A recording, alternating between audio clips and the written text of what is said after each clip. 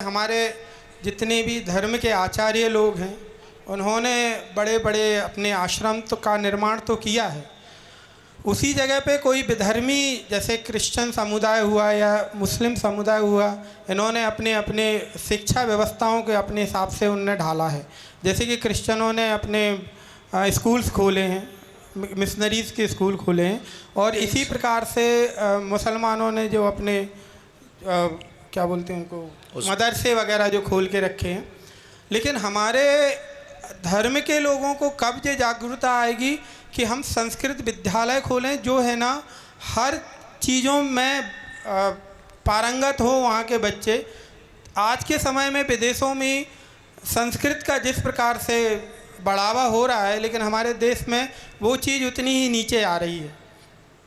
हाँ, बहुत अच्छा प्रश्न। आचार्यों पर हम टिप्पणी प्रायः बहुत कम करते हैं, लेकिन अब भारत के सभी आचार्य भी जग रहे, उनकी मजबूरी है।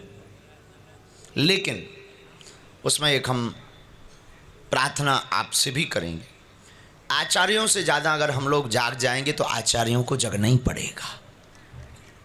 हम लोग अपेक्षा ही नहीं रखते, हम लोग मांगते ही नहीं, हम लोग कहते ही नहीं।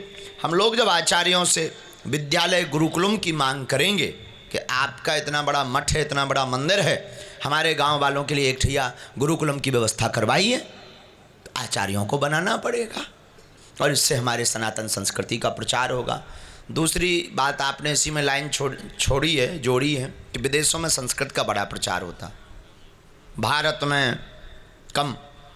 एक सूत्र है, अक्सर उनकी ट्रेन निकल जाया करती है जिनके मकान रेलवे स्टेशन के नज़दीक होते हैं।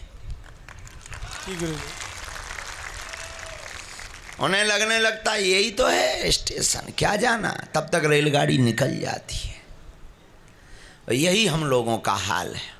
हम लोगों को सनातन और संस्कृति की महत्वता पता नहीं है, पर विदेशियों से पूछो।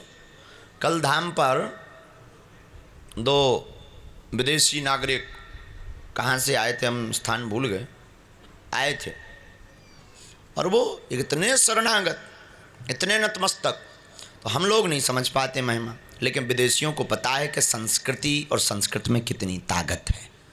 इसके लिए जागने की और अपने बच्चों को संस्कार देने की आवश्यकता है।